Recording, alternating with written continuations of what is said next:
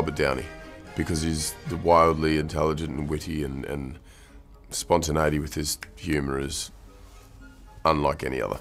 Well, Chris Evans has played a superhero a couple of different times, so let's go with him, yeah. Mark Ruffalo.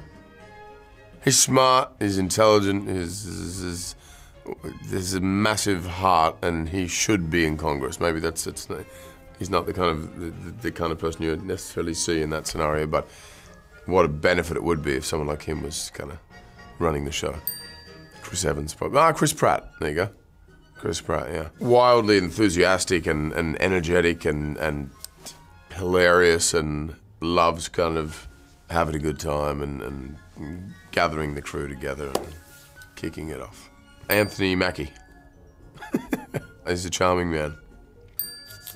We got Tom Holland. Yeah. He was a gymnast for many years, and the agility and speed and whatever is pretty insane. Paul Rudd and Scarlett Johansson. Because I was just in the room with them right now, and they seem to have good chemistry, and they're both just lovely people. Me. Because I'd like to. I haven't really worked out my mode of transport yet, or any way of getting there, but I'd be down for it. That'd be cool. Mark Ruffalo. This is, you know, incredibly charitable and empathetic and aware of, you know, the other people's situations and how he could help, and I don't know, he's a very selfless person. It's a scratch and sniff tattoo of Robert Downey's face. In my face, just on their back, just because it would be ridiculous and wildly regrettable for all of them. I mean, I loved hanging with the Guardians in Infinity War. I loved that experience, that was so cool. I mean, each time you kind of interact with a different crew or set of actors or characters, it brings out something different in yourself and your performance, and I'd like to kind of chill with them. That'd be a lot of fun. We go anyway, yeah, and they're kind of from outer space as well, so we'd have a familiarity and very different, unique personalities, and sort of mashed up together, we'd have some cool, fun conflict. I'd love to do that. I'd love to see Darryl more. I'd love to do a little, the mockumentary TV show of us living together and rooming together, and our day-to-day adventures outside of saving the world, just sort of the regular stuff. I thought that was a lot of fun to shoot, and also I think it'd be cool to have a TV show that, yeah. Surfing, fishing, we go to the pub, it'd be good fun. Take him to Asgard, and, you know, you can explore that world, yeah. Asgard works, that's what I meant by home. Let's say Black Panther, Chadwick Boseman. I don't think Thor and him have hung out before, and I think they get along. I think they'd have some fun. Yeah, maybe it'd be more fun just for us to go and do something completely different. He's just a great guy, very kind, and just a lot of fun to work with, you know. So we'd do something different, yeah. I think it was on Avengers 1 or 2 where it was the original 6. We had like one line each in the scene, pretty simple thing, and we just couldn't get it together. We just kept cracking up and laughing. And then Joss Whedon, who was directing, was just exhausted and was just getting angrier and angrier. But the angrier he got, the funnier it got, and it was like being back in high school. And it was one of those moments where you're like, nothing's changed. You know, no matter what age you're at or what point of life, that sort of inherent quality to. When you're not supposed to laugh, you laugh even more. It was pretty strong. No, I haven't seen anything. I mean, you get to go, you know, we go to post-production and you do ADR and you do voice, you know, you have to replace your voice sometimes, so you see stuff then. But I think the only person who gets in advance is, you know, Mr. Iron Man himself, Robert Downey gets to. Robert is the only one that gets that. I'm not allowed to talk about that. You're not. You're not. You're not allowed to talk about the discussions you've had, or the fact that you've had no discussions? I'm not allowed to discuss the discussions. You're not. Oh, so there were discussions. May not have had. I see. That may or not have. How would you know you weren't allowed to discuss those discussions if no discussions had ever occurred? If you discussing discussions that have been had, they dissuade you from that, and they discuss it with your agents. I see. So you have been subject to discussions. Look, the discussions, there's a lot of discussions. And you pick your discussions and you get in and out. But I've opted out of those discussions. Because I want to stay in the movie. See, well, it depends. If we're doing a lot of the stuff, you know, in the big suit, I have mocap. You guys know mocap? Motion capture. You wear basically a very embarrassing and tight-fitting sort of a unitard with different things on it that the computer captures and it can track you through space. And it's very revealing. Yeah, right, yeah. It's very tight. Very, very tight. Mark Ruffalo plays the Hulk. He does that too, so does Tom Holland. We all have these similar... So he invented this cloth that sort of comes down in the front and in the back, and... Mark did? Yeah, and I said, what is that, Mark? He said, oh, that's my modesty cloth. And I was like, your modesty cloth? What are you talking about? He goes, you should really look into that.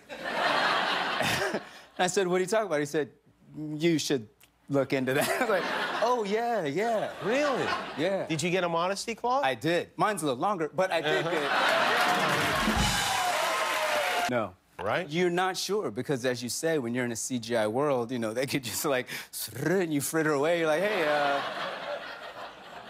I thought I lived. And they're like, yeah, we thought you did too, and then it didn't test well. It's one of the things that actors have to deal with, you know, and it's happened before, and you talk to actors and you'll ask them, or especially early in their careers, where they think they're in something and you invite your family and friends to the movie, and then there's that scene coming up that you told them all about, and you're not in it. Yeah. Oh, Jesus, who wrote that? This is horseshit. This is dribble. This is, I mean, it's... Sorry. You take it, man. You take it. You take it. No, come on, I don't even know what the question was. Me neither. That's kind of what I mean. Oh, yeah. Who wrote... I'm sorry. I was doing it again. We did it. All right. Sorry. Well, I will say that it's great coming into it, seeing this whole family just interact with each other. And they were very welcoming for me, so that was quite nice. Yeah. Chris, right.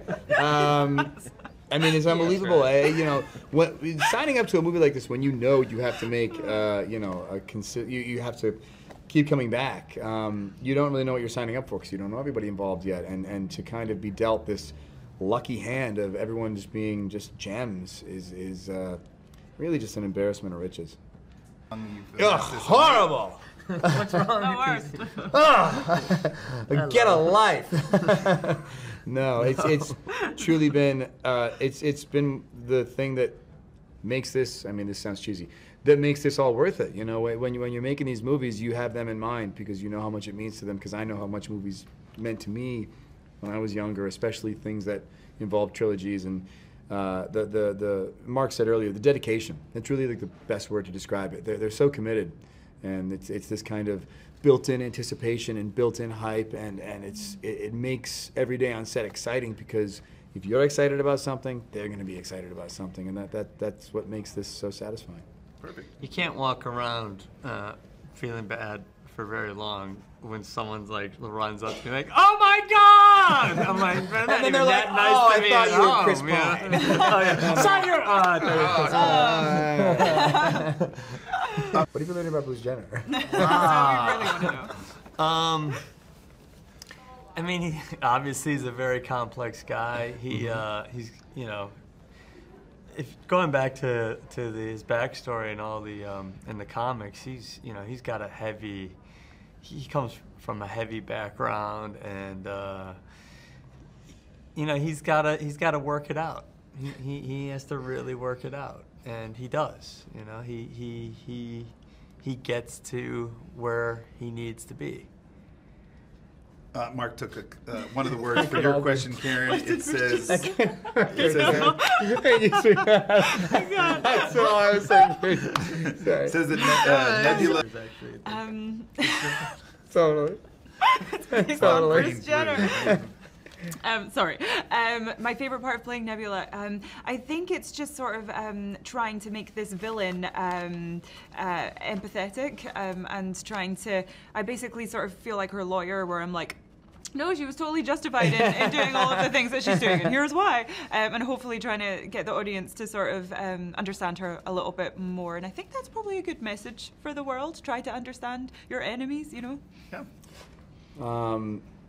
Go. Someone else. Fantastical. There you go. Satisfying. A dream.